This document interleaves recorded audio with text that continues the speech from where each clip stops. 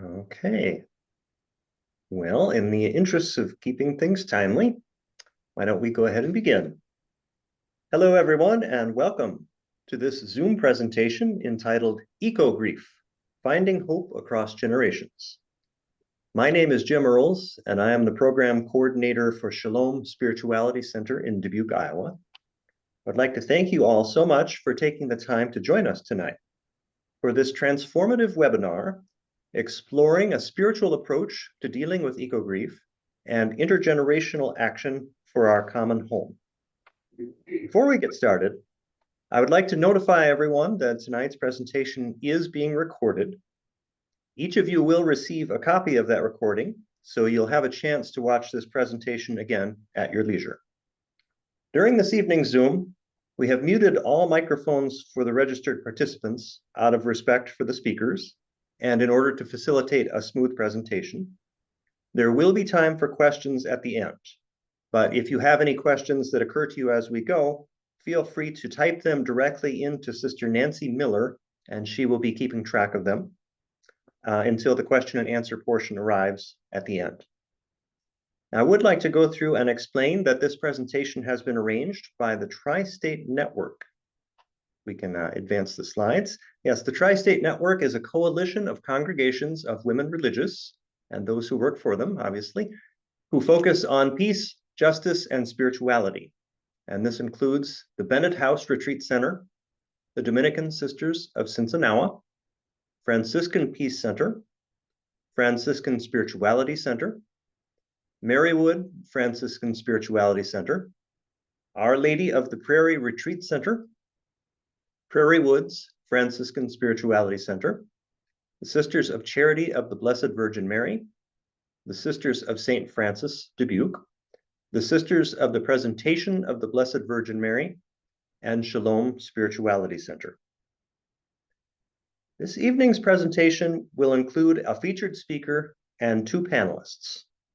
In just a minute, I will introduce our featured speaker, but let us begin this evening with a prayer. And this is entitled, Wake Us from Our Slumber, by the Reverend John Swales. God of creation, God of compassion, you created a world of wonder, of possibility and potential. You declared it to be good. For this we give thanks. To you be praise, honor, and glory. God of creation, God of compassion, in this time of climate breakdown, wake us from our slumber. Equip us afresh to be the justice-shaped people of God.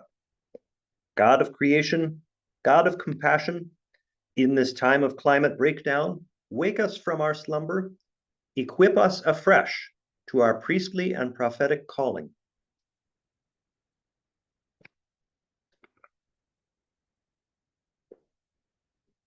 If we can advance. I don't think that's quite the right slide. I will continue with the prayer, so if you can just listen. That we would speak truth in a culture of denial. That we would enact hope in a culture of despair. That we would face what will be with love-filled action.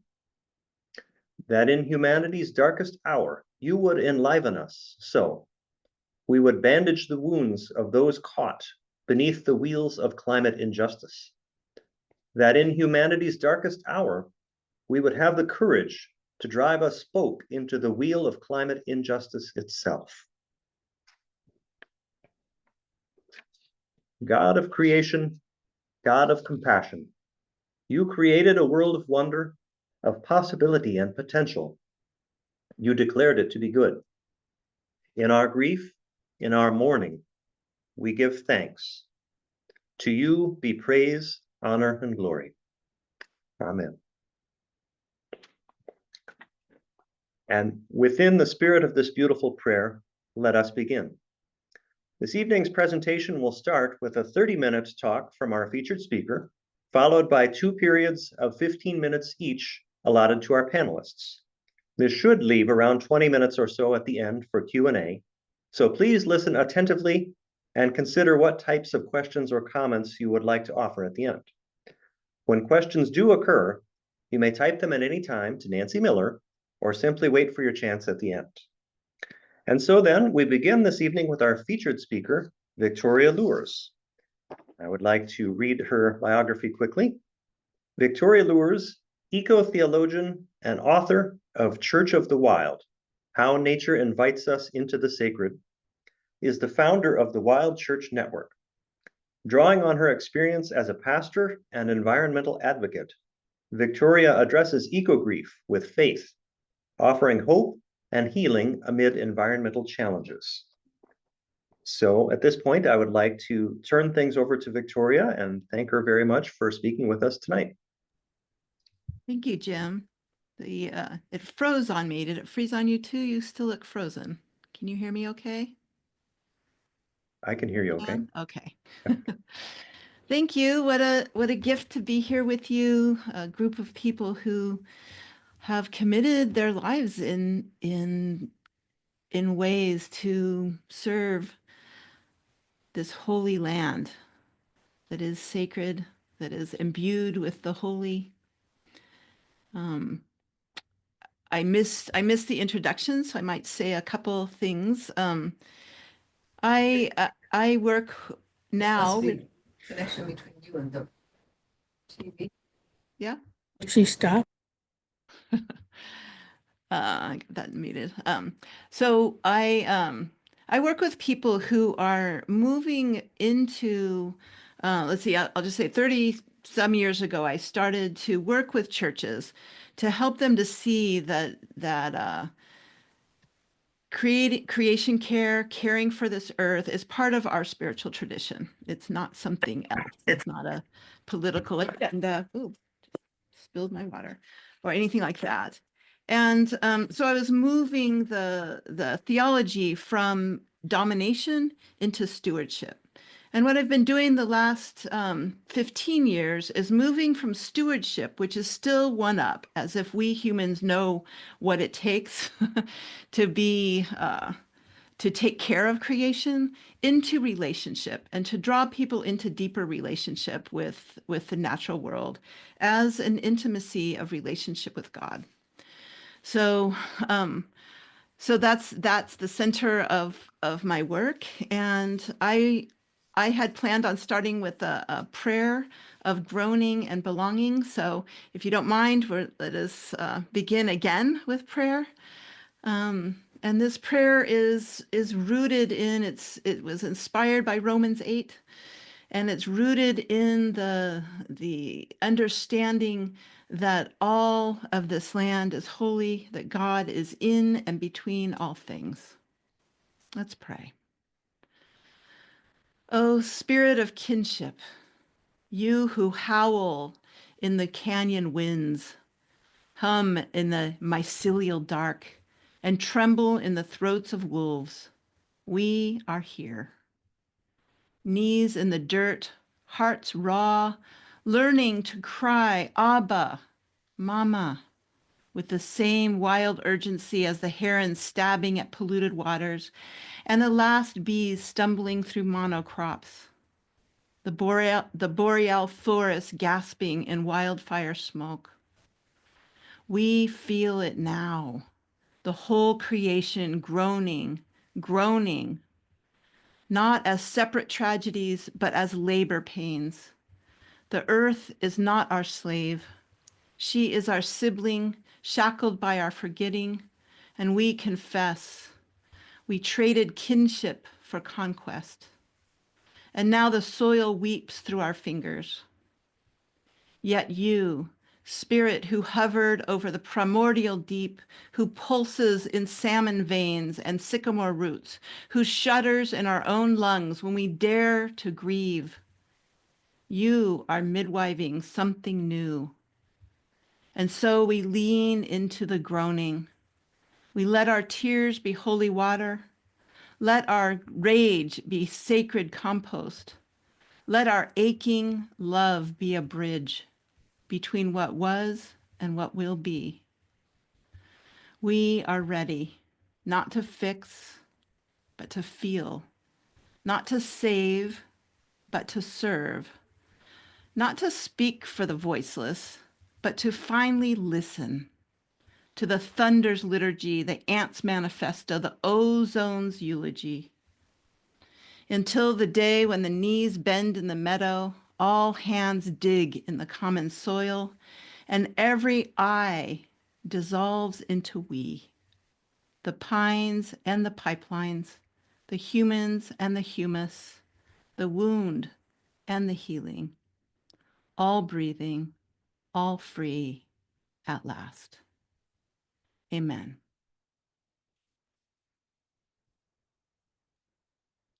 There's a quote by a French philosopher, Gaston Bachelard, and he says it so clearly.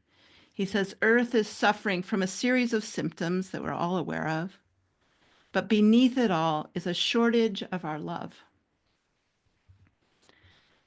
And I believe that you are here today because you are among those who can feel that ache of loss. You chose to have this climate grief as your theme. You chose to come today because you feel it. And your grief is evidence that you are still intact, because only those who are connected can mourn. And your tears are holy water, baptizing you, baptizing us all back into belonging. And the more of us that allow ourselves to grieve and allow ourselves to feel the ache and the groaning and the pain, the more of us that can do that, the more we can call others back into the web of interconnected life. So it's just a natural, grief is not something to fix. Grief is a natural response to a broken bond of belonging. And it's normal and natural, and there's nothing we can do about it really, except to allow it, to not turn away. And it's like there's something built into us as humans in our emotional instincts, at least our instincts that haven't been shut down by a culture of disconnection that tells us to shut down and look away and apologize whenever you start crying in public.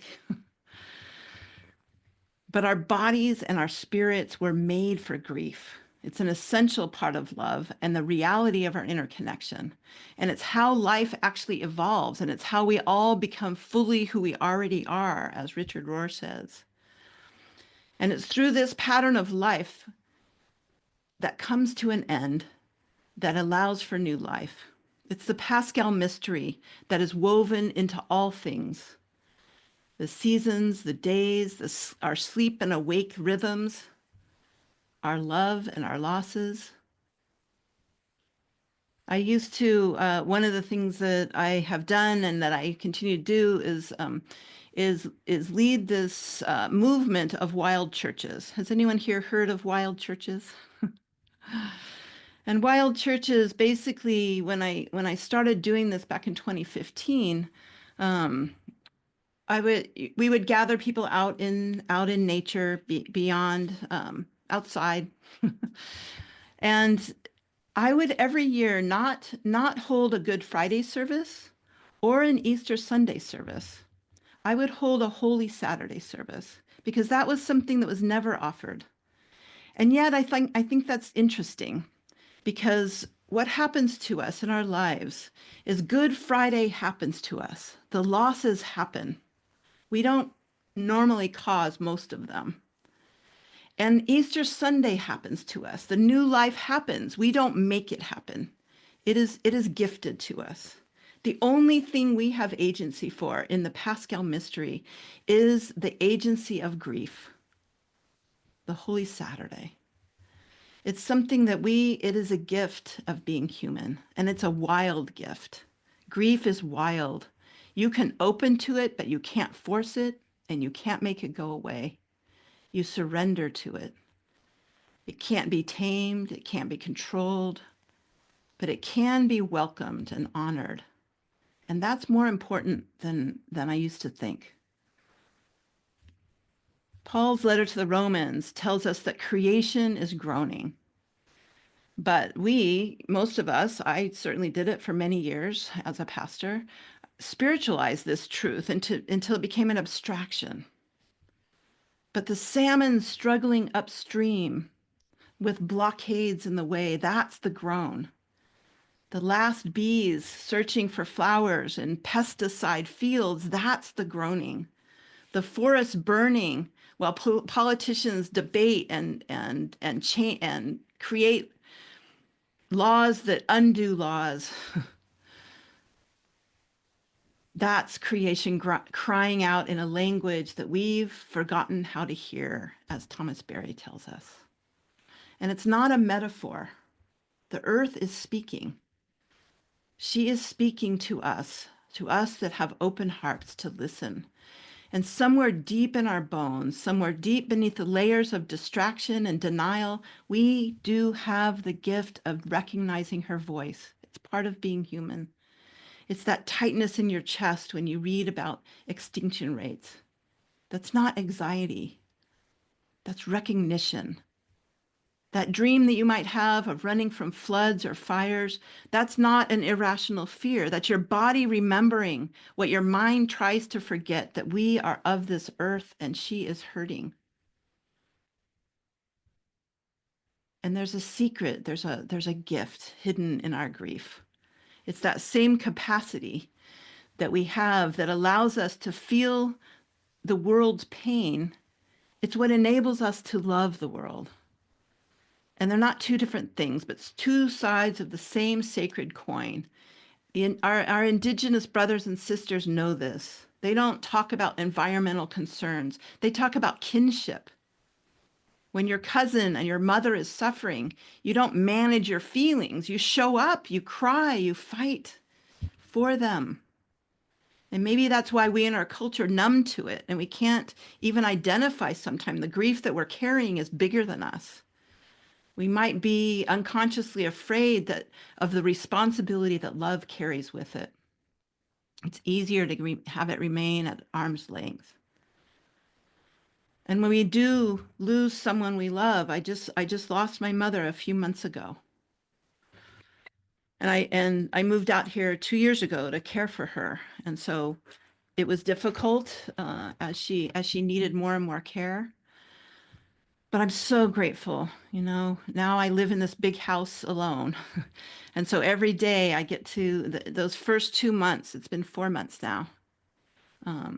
Those first 2 months, I cried several times a day, everything reminded me of her. And I just went to the grocery store last week for the first time without crying because making her food was just part of our life. And so the grocery store made me cry every time I have to leave and go back out to my car. And there it is. I have to hide that I'm crying in public. And that is because I love her.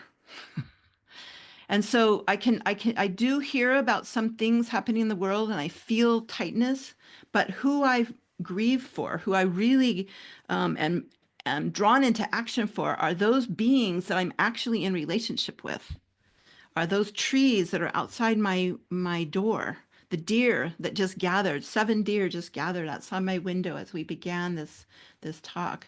And I've been developing relationship with these deer. When something happens to them, when one is missing, I know it, I feel it. Grief is relationship. And we don't know how to grieve in our culture. Corporate jobs give workers 3 days off for bereavement. So we need to remember how to grieve. I had a friend live with me a few years ago. It was a friend I met through a program when I was leading a youth climate organization with my son. We had a friend move from Malawi, Africa, through the State Department program that was connecting youth climate people from other countries with youth climate organizations in the U.S. And he was from Malawi. And he shared with me how his village grieves. It's a week long. Everybody takes off work. It's a whole thing. Like from one end of the village, everybody joins. It's like a parade. And as you go by the houses, everybody joins in.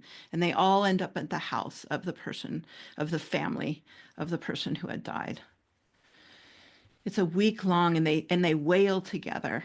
They cry together. They tell stories together. It's communal medicine. And we don't know how to do that. My son, who I started the youth climate organization, so this is what, 20, almost 15 to 20 years ago. Alec my son was sort of like who Greta is now. He spoke at places, he quit school by 7th grade and we traveled 2 weeks out of every month, and he gave hundreds and hundreds of speeches to millions of people, the UN, colleges, climate conferences, those kinds of things. And after several years, it was standing of just saying, we can do this. It's kind of part of the role that youth used to be. I think Greta changed that. Greta changed it to be the accountability. But when Alec was doing this, he was really encouraging the youth to say, we have, this is our future. His meme was, our future matters. Live as if our future matters. But it was, so he had that energy for several years between the ages of 12 and 16, when he was out on the road giving speeches one after another. He had this energy that would empower people to say, I don't really believe in climate change, but I believe in my grandkids, so I'll support you. I'll support this movement. I'll show up at these marches. But after several years of, believing as a young person that this is going to actually make a difference and thousands of people are showing up and this is going to stop, and then seeing that nothing changed. In fact, it kept continuing to get worse. By the time he turned 18, my sweet boy was completely burnt out. He went away to college up in British Columbia, because it was in the middle of this beautiful old growth forest. And he didn't tell anybody what his former life was, even though he got a full scholarship because of his work. He just wanted to fit back. He gave up his whole adolescence. And I think the other young people with us understand that. It's a commitment to, it's a calling, even for a 12-year-old. He started to deepen into relationship with this forest, and he would call his companions out there. After about a year, he started to do a little bit more activism of getting people to connect with this beautiful forest that he was falling in love with. And he would hold campfires out there, and he was going to do a whole big weekend. It was spring equinox of his sophomore year in college. And he ran out after class out to the trail. And at the beginning of the trail were armed guards.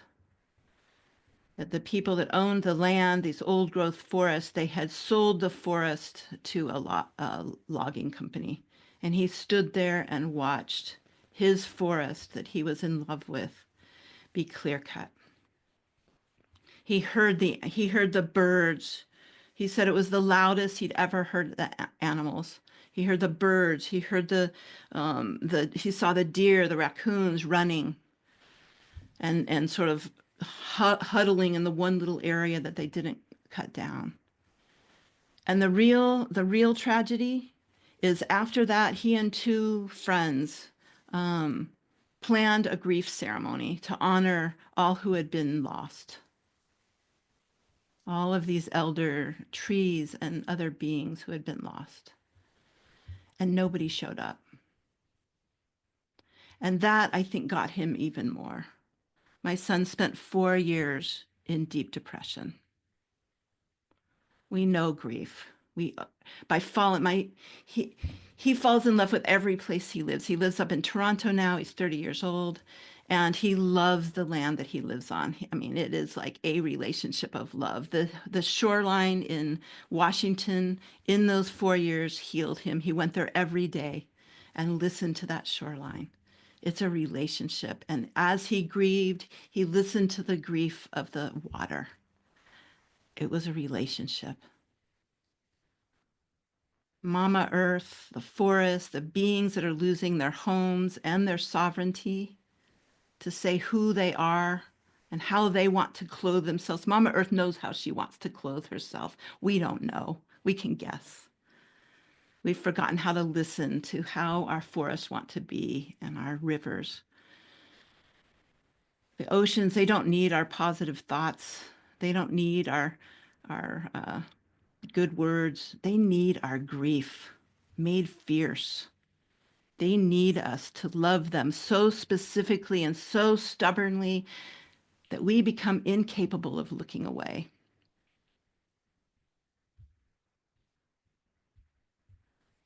I actually translated Romans 8. I went back to the Greek and I'm like, I love this, but I don't really understand it. Like the words were just clunky.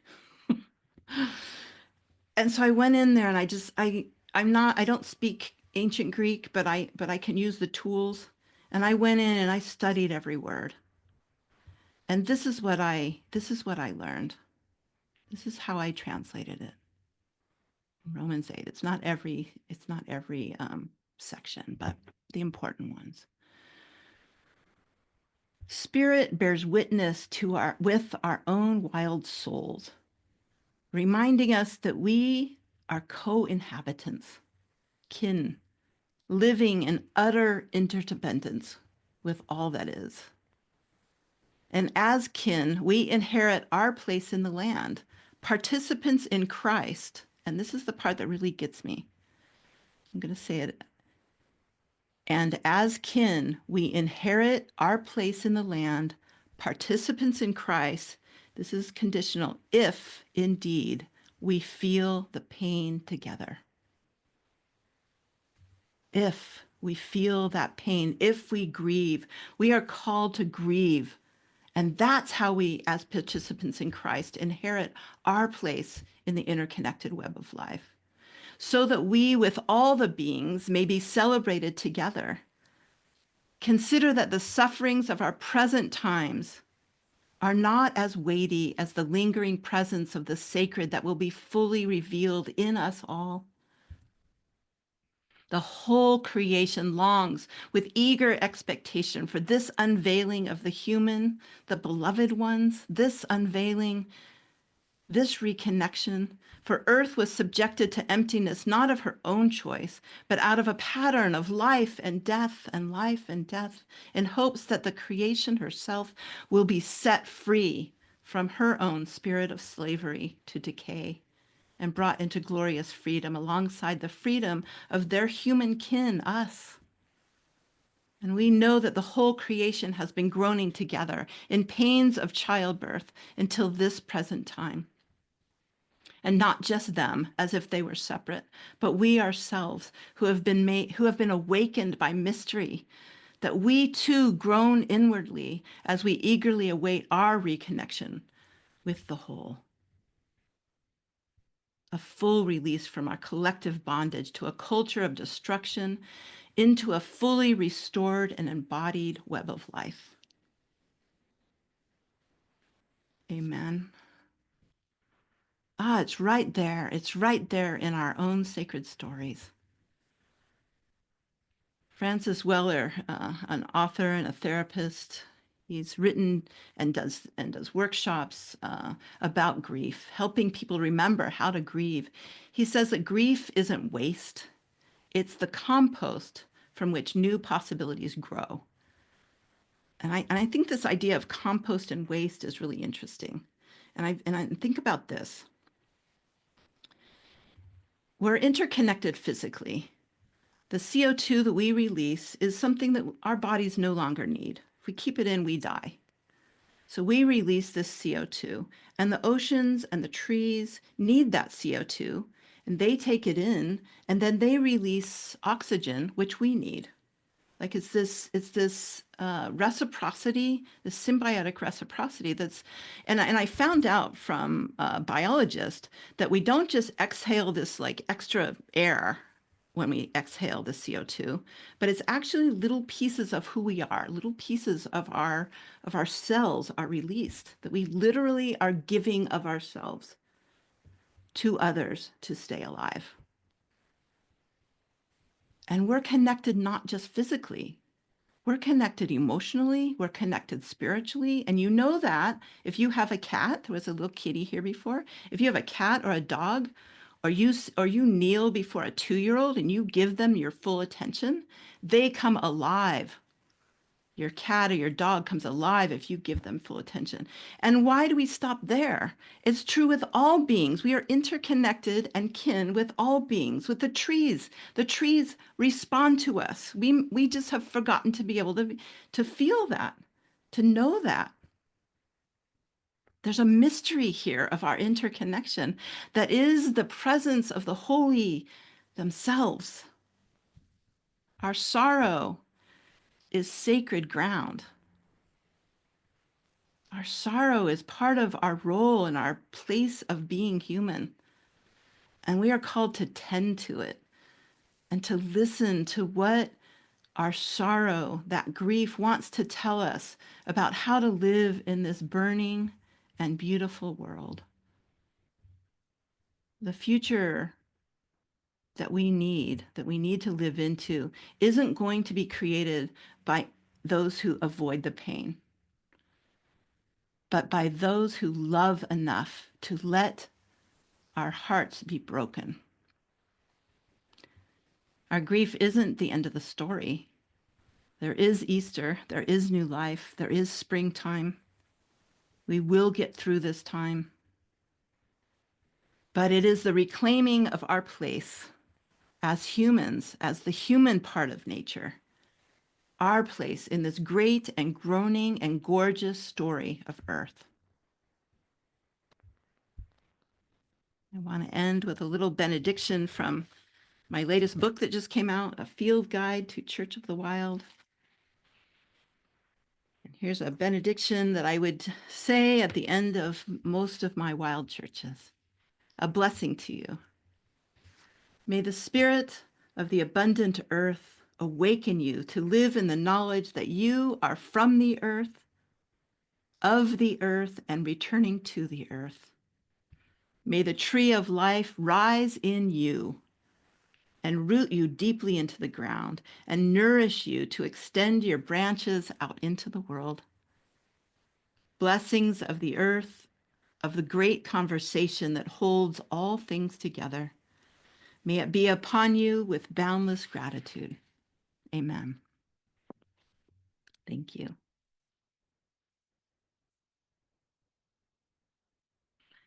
Wasn't exactly 30 minutes, but gives us a little extra time in the end. Thank you so much.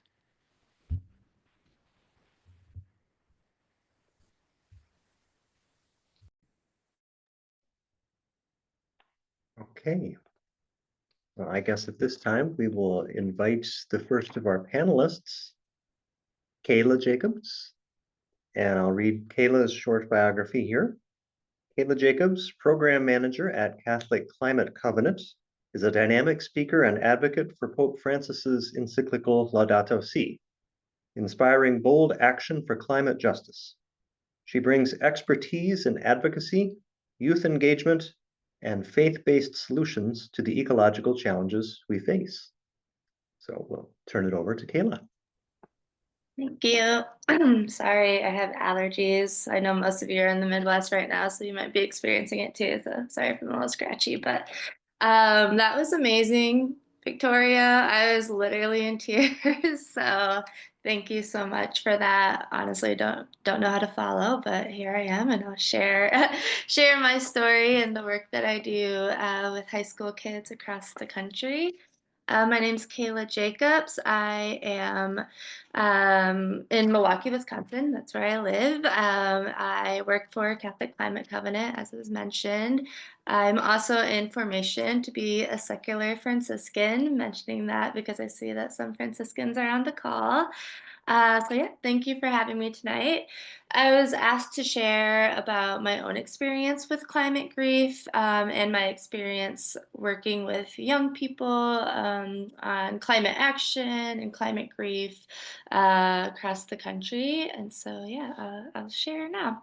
You'll see in this slide just some pictures from my childhood and college and adulthood. I always loved and still do love and enjoy being in nature, as you can see in these pictures. Some of my deepest memories from growing up were camping and hiking trips with my family at like the local state park. Some of you might know it, White Pines State Park, or in Southern Illinois.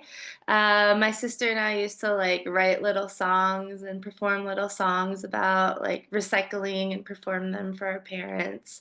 In college, I was involved in a lot of Catholic social teaching stuff, thanks to the Sisters of Mercy. Don't know if any Sisters of Mercy are on right now, but they're the ones who taught me.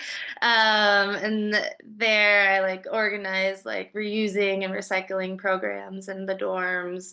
And then in adulthood, I've lived most of my adulthood in community organic farm situations, mostly through the Catholic worker movement in Illinois and in West Virginia.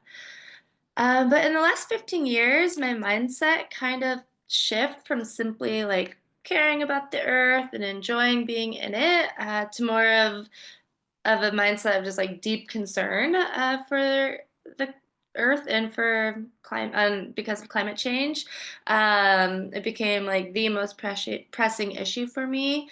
This is probably because like there's been a renewed energy in the climate movement because of people like Greta and Pope Francis bringing it to the forefront of our minds.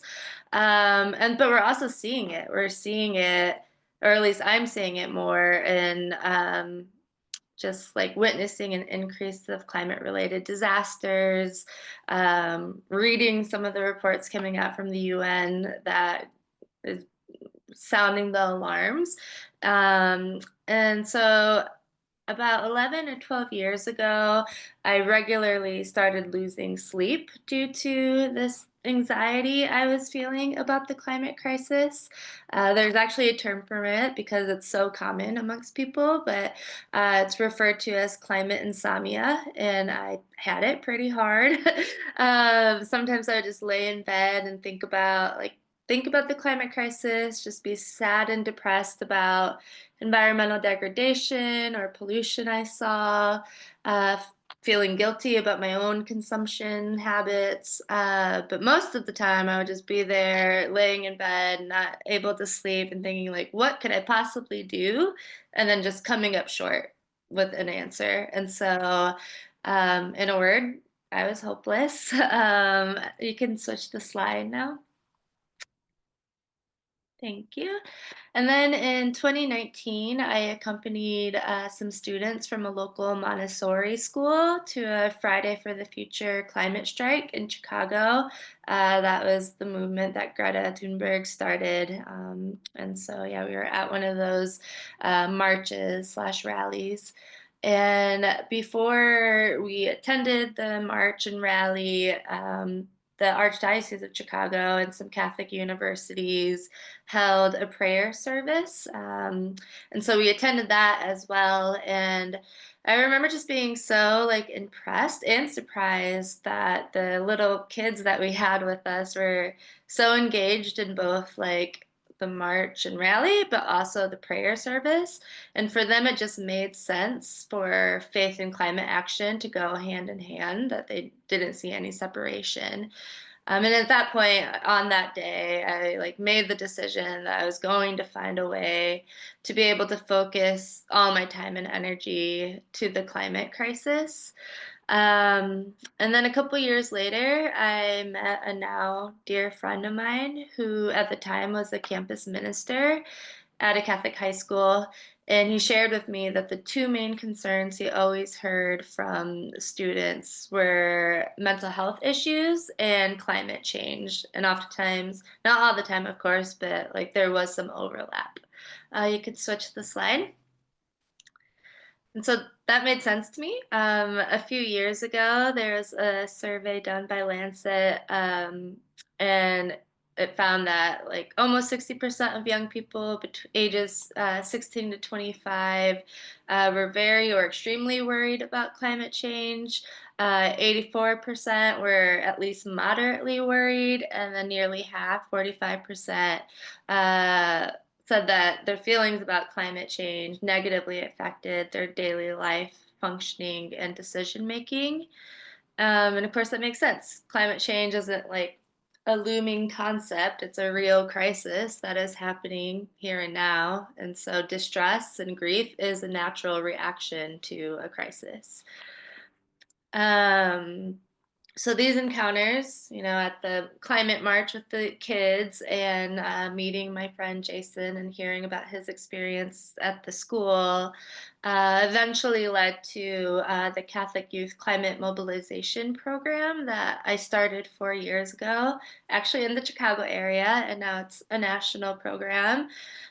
In that program, we build youth teams of high school students regionally who meet throughout the school year for formation, and they also take climate action together. They host climate summits for other young people in their region. They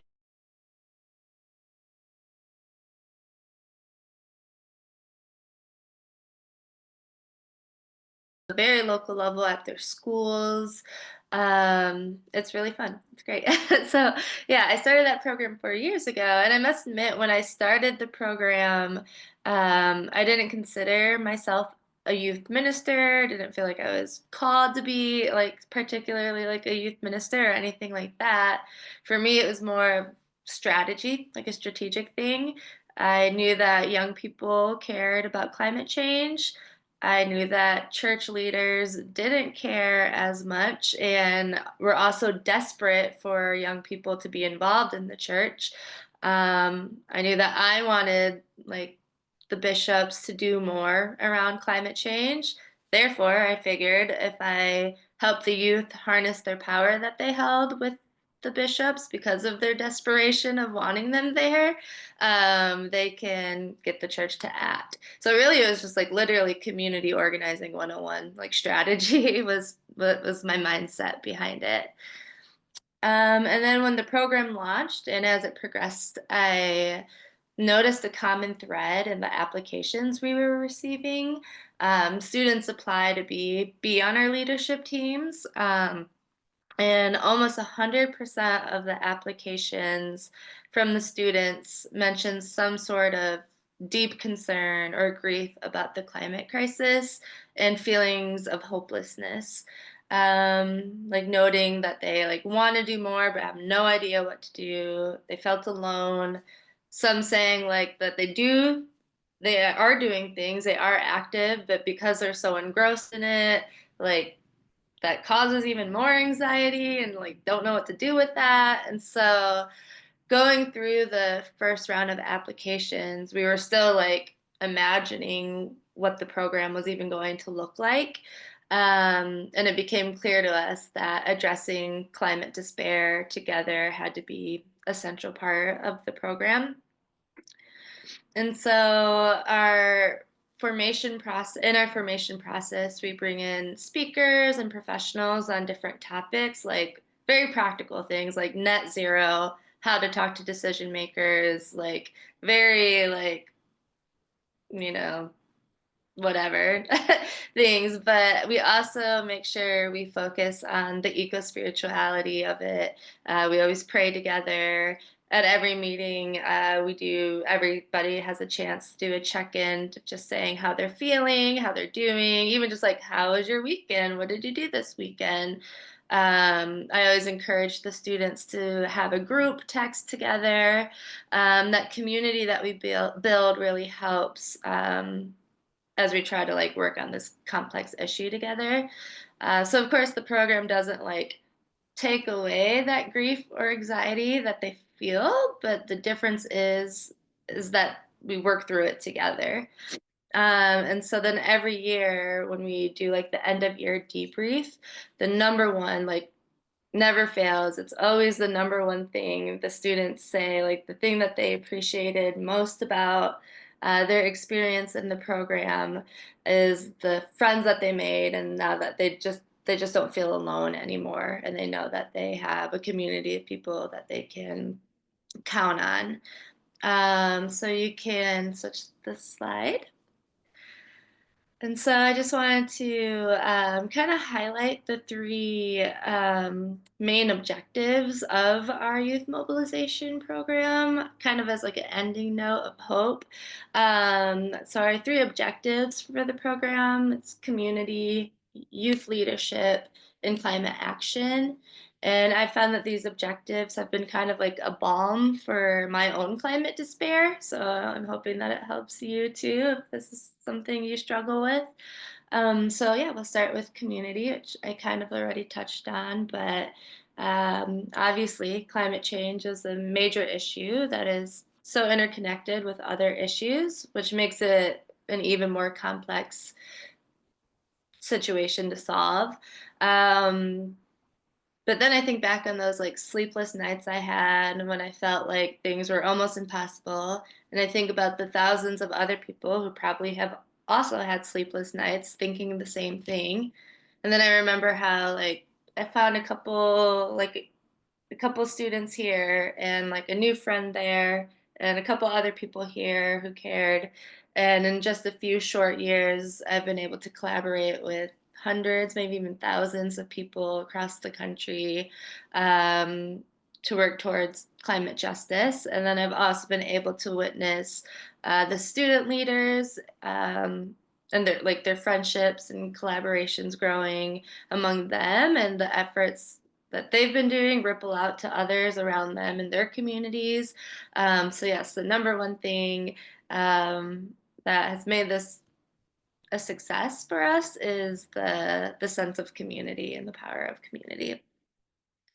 Another thing is the youth leadership. As I mentioned earlier, when I started the program, I was like less concerned about like youth ministry, like whatever, but a bit more like interested in like community organizing strategy.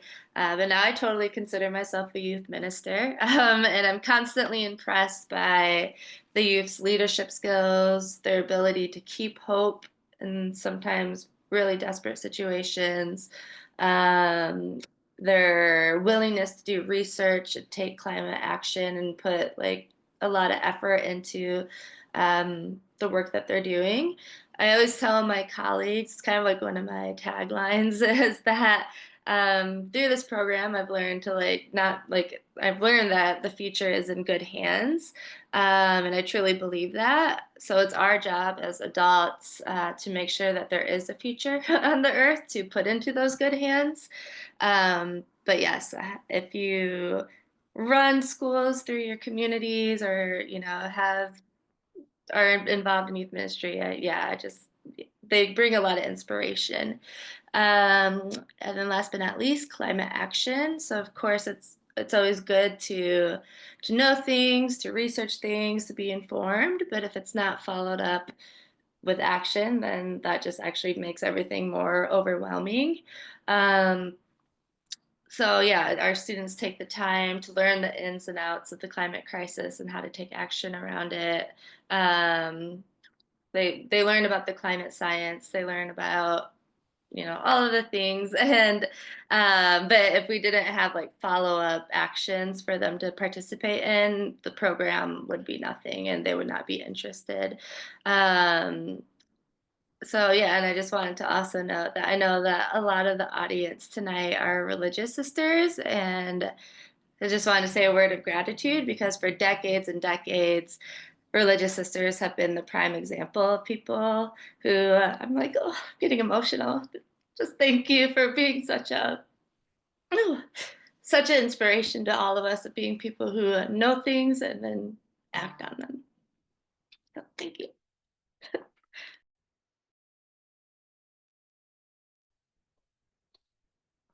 Kayla, thank you so much for that presentation. And I guess we will move along then to our remaining panelists, Gabriela Martinez. And to say a few words about Gabriela, she is the former director of campaigns with the Franciscan Action Network. She works to amplify the voices of young people in advocating for ecological sustainability and social justice. Gabriella brings a fresh and compelling perspective to the conversation on eco-grief and intergenerational action. So with that, I turn it over to Gabriella. Thanks so much, Jim, and hi, everyone. Nice to meet you. It's great to be here with you tonight. As Jim mentioned, my name is Gabriella. You can call me Gabby. And I live in Alexandria, Virginia, despite my background. And I grew up outside of Philadelphia, Pennsylvania. I graduated from Xavier University with a major in environmental justice and peace and justice studies. And I'm here with you today, and so I will share a screen and talk to you a little bit about my journey of eco-justice. All right. Can y'all see this all right? Okay, cool. So my light bulb moment per se started in 2018. I was about to enter my senior year of high school, so folks like Kayla and helping high school students really ideate about what eco-justice and spirituality is are really helpful. And I had the privilege of traveling cross country in a car from Ohio to Montana and back. And it was one of the most incredible experiences of my life, to drive through all of those cities and meet all those people, and also just see the incredible diverse landscapes of our country and our world at that. And then once I got to Glacier National Park, I always will say a national park ranger changed my life. I was doing a hike in the Two Medicine area. This is a picture that was taken. I'm sitting on a rock here with two other people who were on the group hike.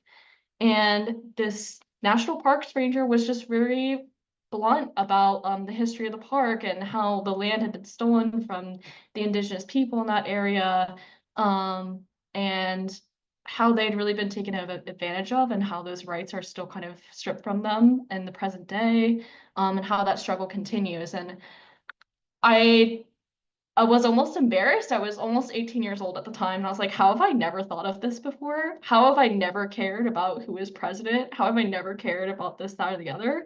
But I'm so glad it did happen, and thus began the long journey.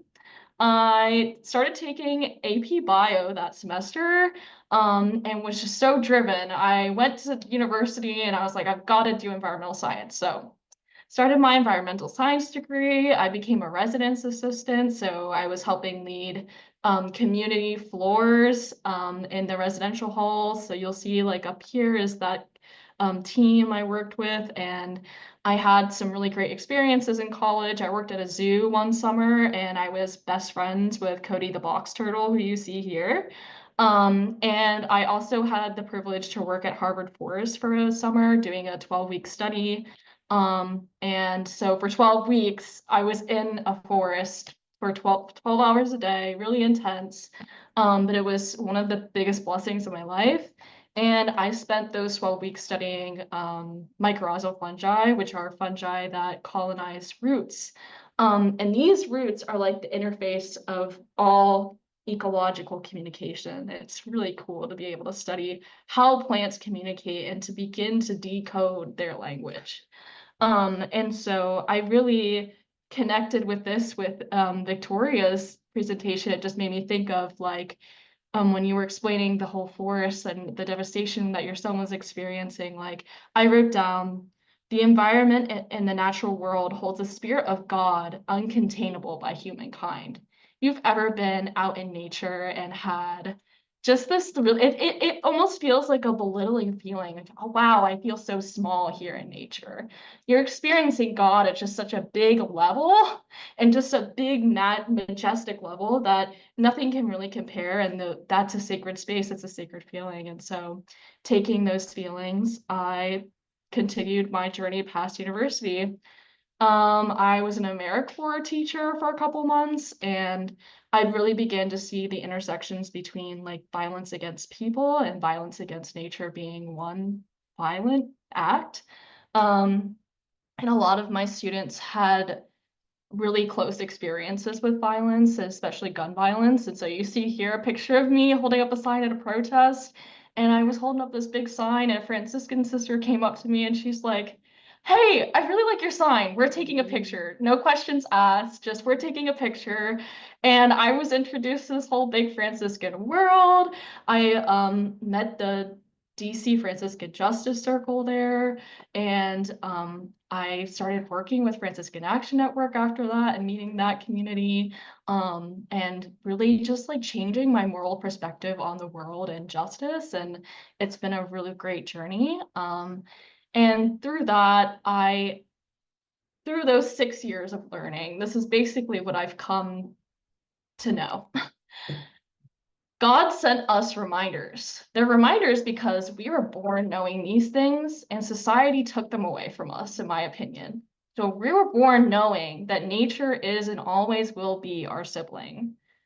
Violence to the world is violence to us. Every individual, even plants, the rock that you might find on your front porch, exists in a beloved community. And we are a part of a living and deeply spiritual community. As I said, we're born knowing these things and understanding them at like a basic survival level, but they become stripped from us from all of these like superfluous things like society and government, but they're not as superfluous as you might think. I will get back to that.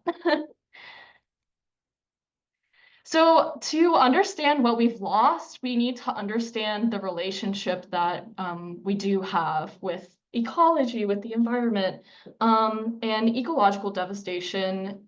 The perspective I have at least is intersectional, and it intertwines with other systemic ills of the current reality and context and setting we live in. Some of these systemic ills include racism, nationalism, sexism, poverty, both of the spirit and material kind, the war economy, and distorted moral narratives, such as placing materials over natural preservation. And I know I'm preaching to the choir here, but I just thought we would start with like this common concept that I've very thankfully gotten from the Poor People's Campaign, these 7 numbers. Okay. So now that we have like a groundwork of the relationship that we have lost, what else is going on with that relationship? Okay, so we've got this relationship, but in our ear, we're getting a lot of information. This has been commonly called the age of information. I would argue that it's the age of over-information. Part of being a friend and cultivating a relationship, even if it's a relationship with the natural world, is asking, hey, what's up? How are you doing? Catch up with your friends every now and then. And the way I like to do this, or I think the way a lot of people check up on different environmental injustices or climate hope news, is by checking the news, which can be very politically complicated. No matter what side of the aisle you might find yourself on, it's very, very convoluted and there's a lot of nuance. There are a ton of outlets. So like anytime you're on Instagram, Facebook, Twitter, watching TV, looking at the newspaper, listening to podcasts, or even a lot of satire, those are just some of the examples I thought of where I've seen the news in the past week. So it's definitely a lot of saturation. It can be really overstimulating.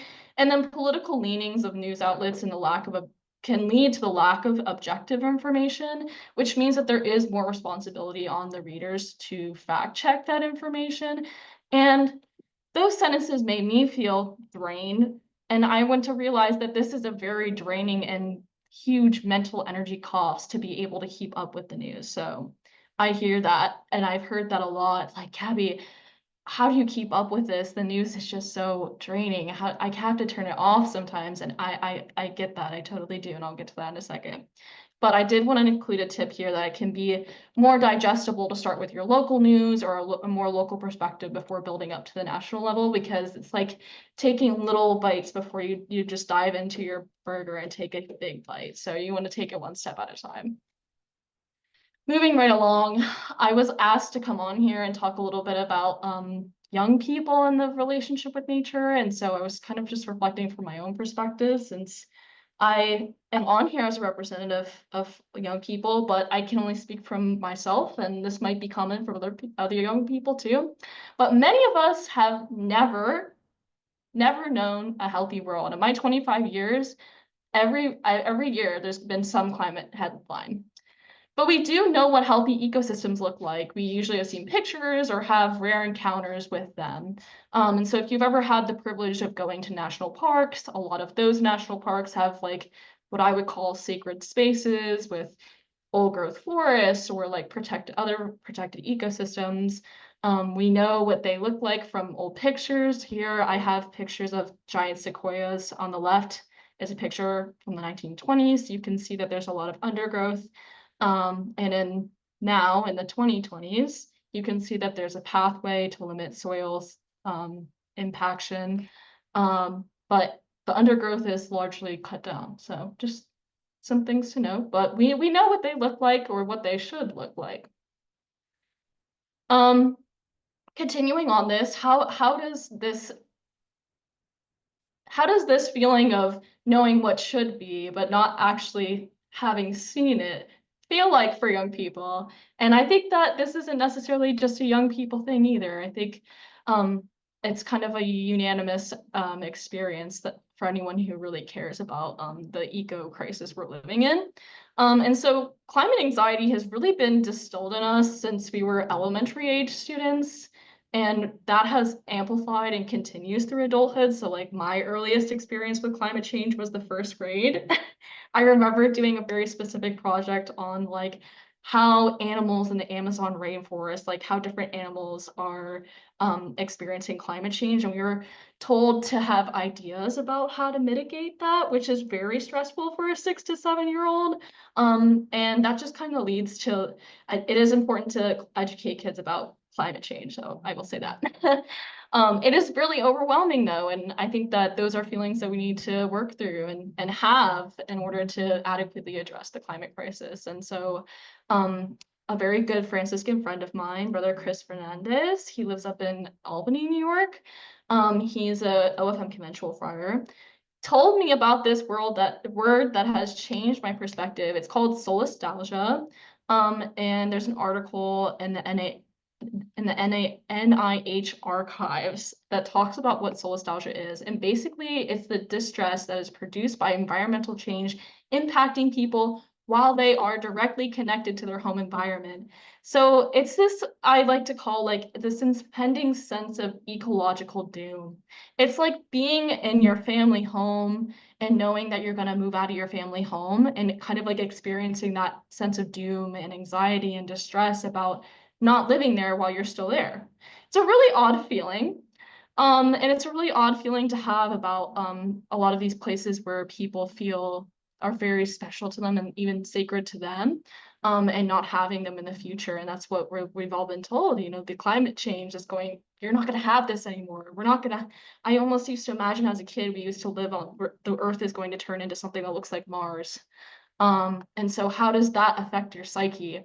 Not positively.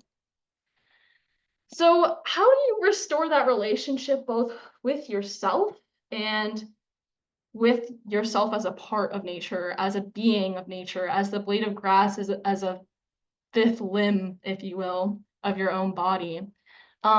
Meaningful interactions with nature as a living being with yourself can really help. And what I mean by meaningful interactions are, I'll skip down to the third point here, but if you have ever thought to yourself, wow, God created all of this, and you know that's so special. He did that for us. You know, like it's not just for us, but it's just beautiful and it exists, and it's another example of God's majesty.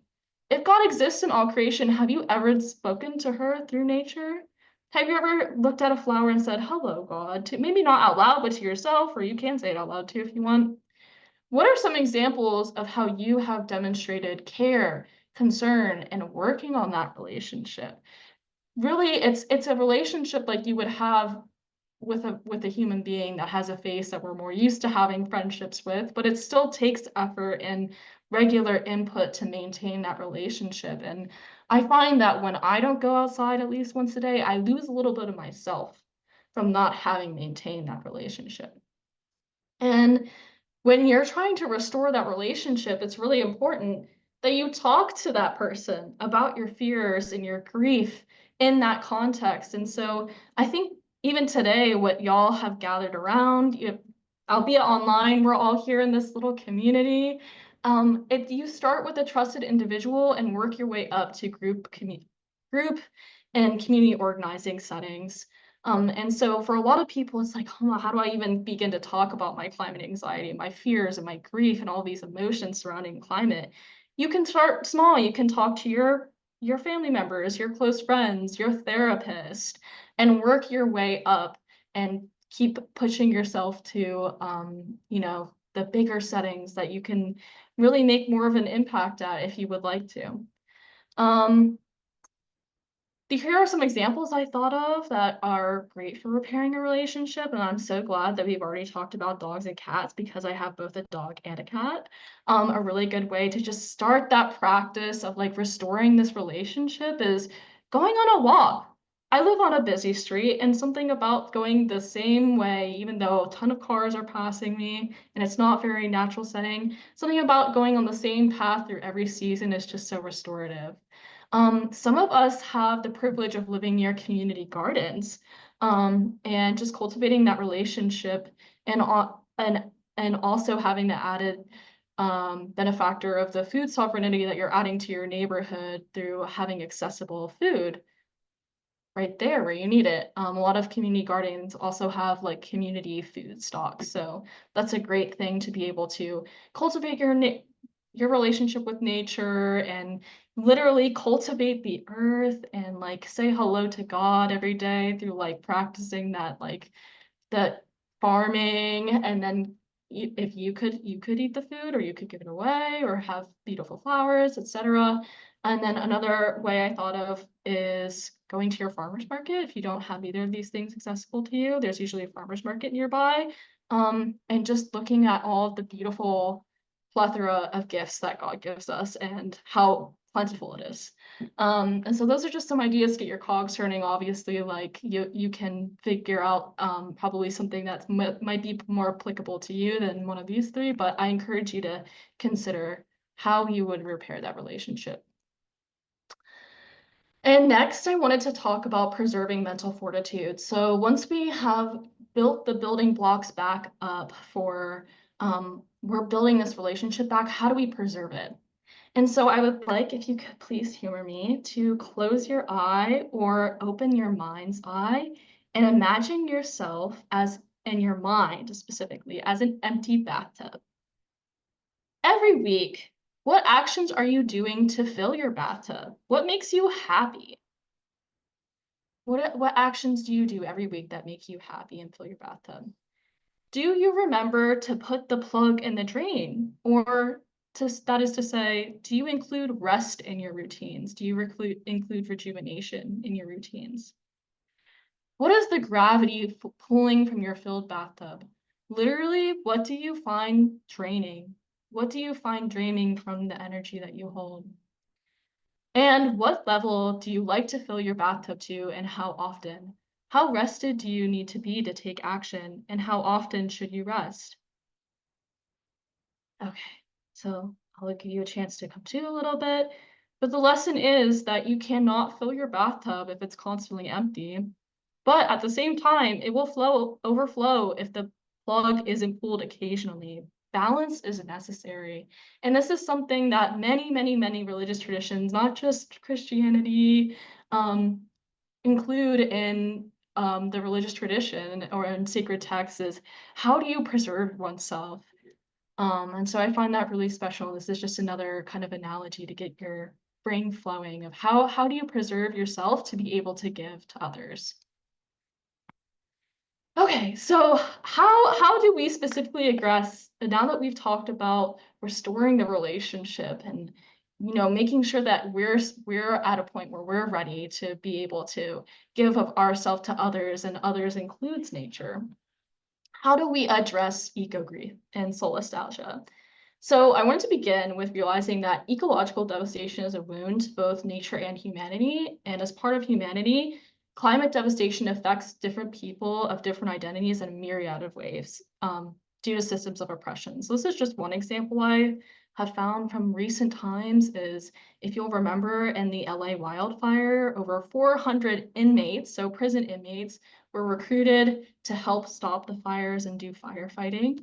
And they were underpaid massively.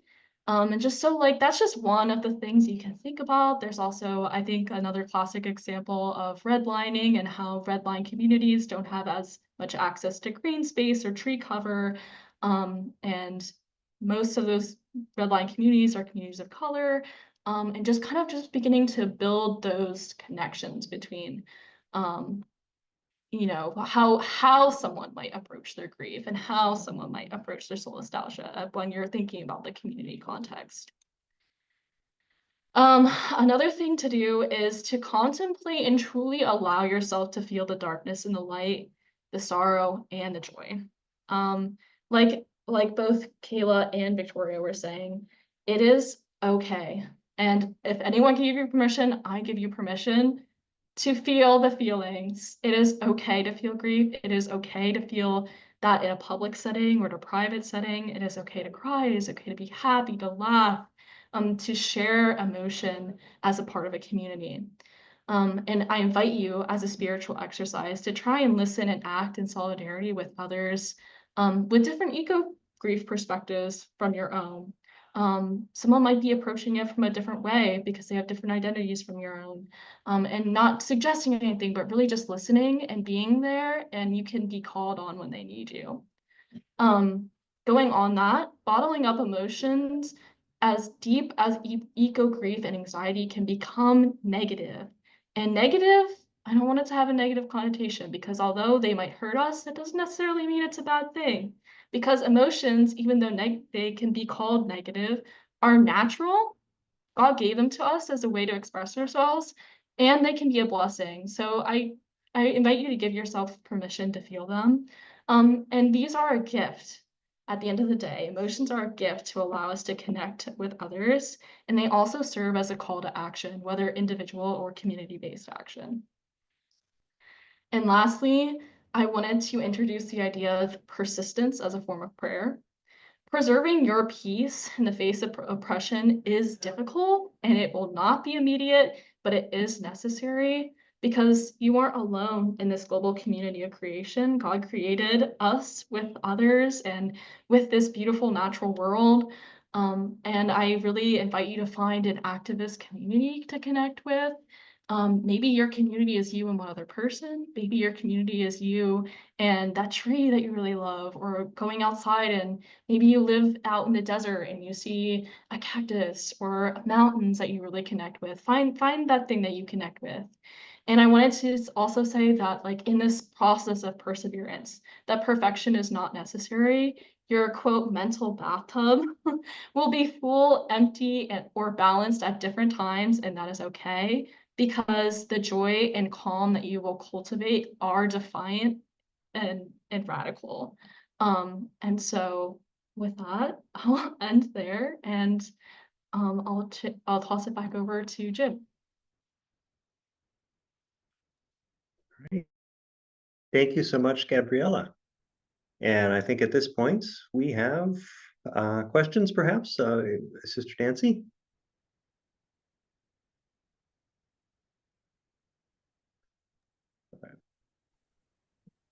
Free to go ahead and type in any further questions, or there's been one or two questions that have already been addressed, but feel free to type in your questions into the chat, and I'll just forward just a couple of these questions. Is well, Kayla and Gabriella, how do you feel older generations what do you feel that they need to understand about the depth of eco grief among young people? And with that, in terms of how they come to learn that, what would you offer in terms of suggestions to help us older folks to be able to not patronize young people or dismiss them? And you indicated some of that to just really listening and inquiring, but if you could provide just some other insights, that would be most helpful.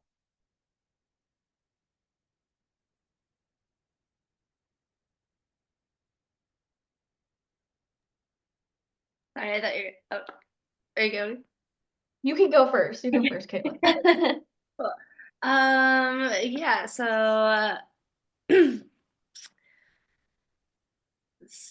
I'm not that young, by the way. I mean, I'm young-ish. But if we're talking about like younger generations, I would say for me, the learnings that I have found in the past few years in working with high school students is that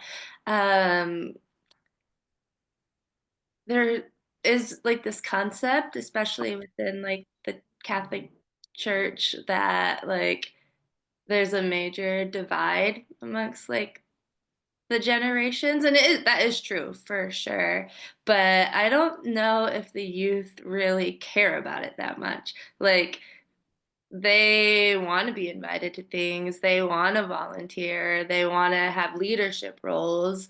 Oftentimes it's um a lot of like the older generations that I work with like don't know how to get started, or they have their meetings in the middle of the day while they're at school, or they have events on a Saturday, which actually doesn't work for kids because they have sporting events. And so just like keeping in mind like those little things, like, so yeah, youth aren't involved, not because they don't want to be, but because there's just been some like disconnect. It's more of like a communications thing, really. And then another big part of it is like not viewing it as like we're going to teach them this and this, and we're going to do like all of these things, but it's like we're going to work with them.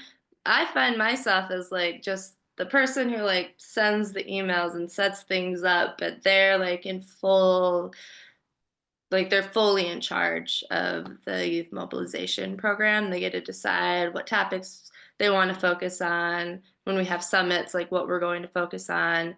When we do legislative visits, they do the research on the bills and like make the suggestions of what we should focus on. And so really like opening up the door for their leadership, because they're like amazing leaders. We just don't give them the opportunity to be that. I think is another helpful tip that I've learned. Thank you, Gabriella. Yeah, I would support heavily everything Kayla said. I would only add that, yeah, like the what you said is like they are amazing leaders, and it's kind of like I've had to shift my own perspective, because I used to be the type of person that would walk into someone else's house and tell them how to arrange their furniture, per se. If you get that metaphor, but I think people know what's best for their own house, if you get my drift. So, yeah, I think that I've never really experienced that, and also just I think that in my own life, I've had the privilege of having, like, again, like Kayla, several religious sisters, and someone who was like, honestly, she was like a family member to me.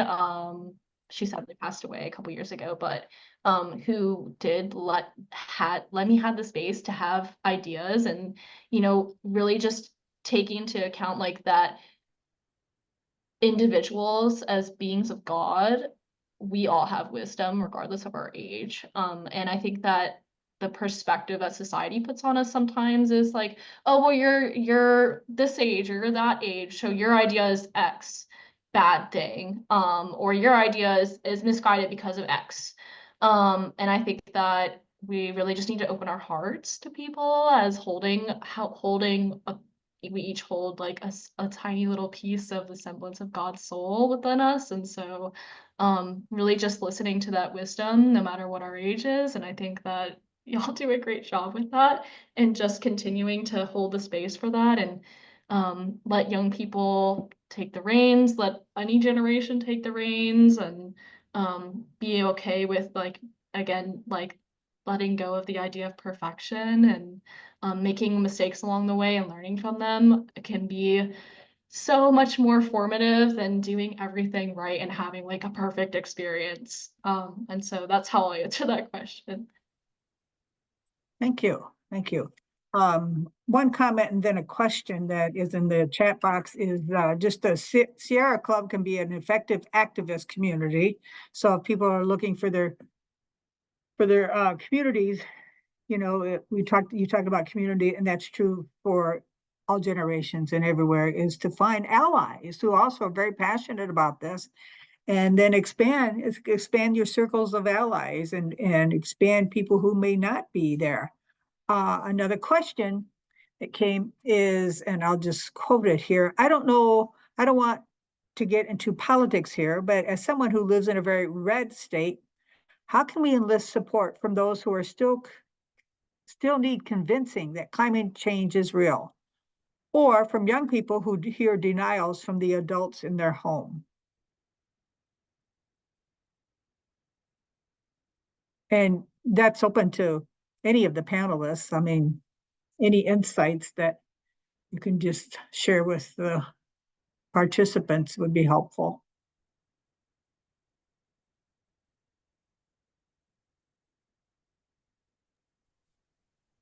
Okay, I could start.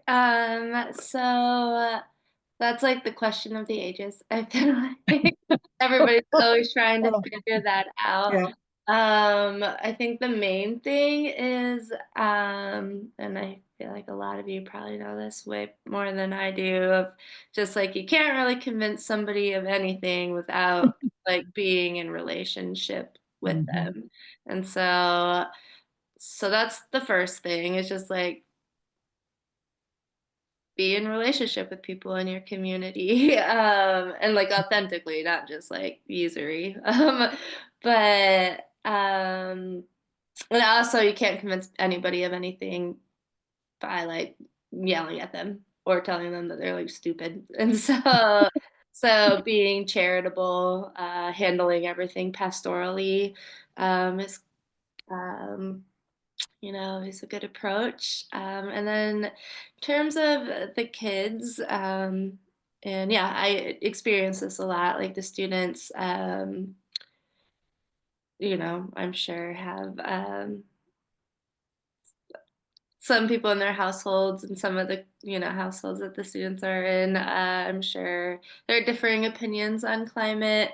I'll even know, like, actually at one of our summits recently, a couple of the kids are like, we don't know about, like, they weren't sure about climate change, but they still gave up their Sunday to like come, and they might have received extra credit, but that's still a step, and they were like there, they were participating. And so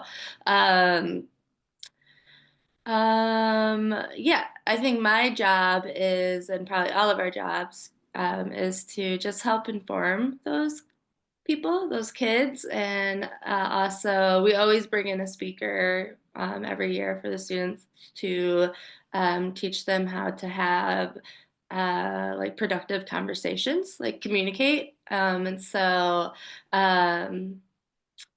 I think, yeah, just prepping them, giving them the information that they might need, and also some tips on how to have effective conversations could be helpful. Thank you. Thank you. Gabby or Victoria, you want to offer any insights on that in response to that, or not? You can. Okay. I did write down some things. I think they were pretty similar to Kayla's, but I think that the thing that I've done when encountering climate deniers per se is just say that's okay. Even though I don't feel very okay about it, I just say that's okay.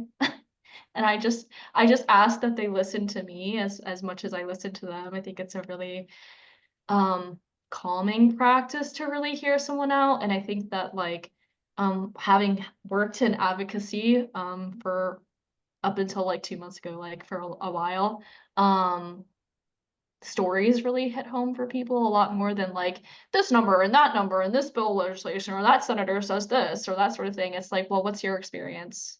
And if that hurts you, then any person with empathy would say, well, that hurts me, that it hurts you, So what Kayla said about being in relationship with people is really important. I also like thought of to invite people into the fold. It's like I think of a lot about like how the climate movement needs everyone to succeed, or as many people as possible. And if we're thinking about the faith contingent of that puzzle, our puzzle piece isn't complete. And so like if you view our puzzle piece, sorry if you can hear the siren going past my window. If you can view that puzzle piece is incomplete because I just thought like the body of Christ misses you. Like, even though you're a climate denier, you still have a part to play as part of this faith community. And so, you know, the body of Christ as one being with many, many different perspectives, it would miss that person, even if like we might be frustrated by them. And I will say, like, sometimes it does get frustrating interacting with people of a different political perspective than you. And I encourage you to have those feelings and work them out in a positive way. I've been going back to like the mental health part of my presentation and then kind of connecting that, especially for when you're interacting with young adults. How deeply do we feel the climate crisis? It's kind of like, I would imagine it's kind of like the grief of becoming an orphan. And I say that like very lightly because I've never been an orphan, but it's kind of like you feel like you're losing more than just one individual. You're losing the ground you stand on. You're losing your eco family per se. And so I feel like that is the best thing I can kind of analogize to it. And as such, I would invite you to consider, like, when you're working with young people on something climate related, just having some sort of like grounding, meditative, like healthy practice as part of that to really like calm everyone's nerves and know that this is a safe space before entering kind of like a heavier mental health space. So yeah. Well, thank you. Thank you. I am aware of the time.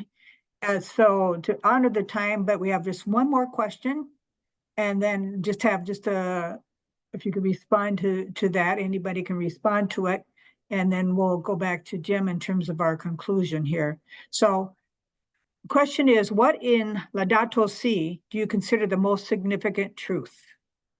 And why do you think Laudato Si, as in the encyclical, has not gained greater hold in Catholic communities? We just give you the easy questions. I'll be concise. The most important thing in it, my favorite line is soil, water, mountain, everything is, as it were, a caress of God. And everything's based in that. There is a longer answer for why it hasn't taken hold in the church, but I think it's similar to the political divides in the world. Is also the same. That also exists within the church as well, unfortunately.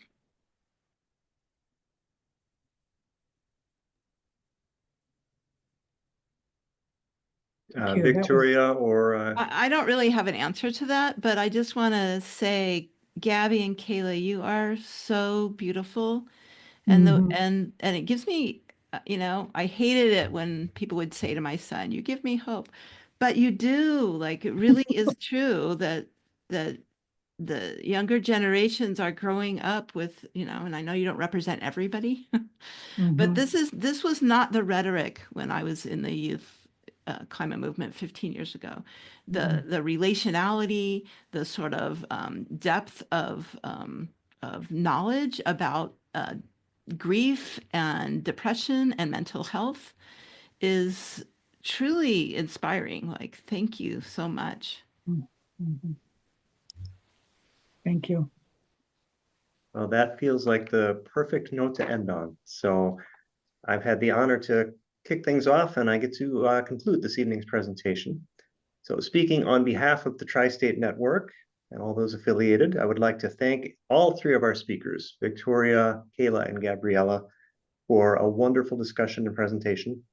Each of you has given us many different things to consider and reasons to be hopeful as we collectively grapple with the issues and the challenges associated with climate change and eco-grief.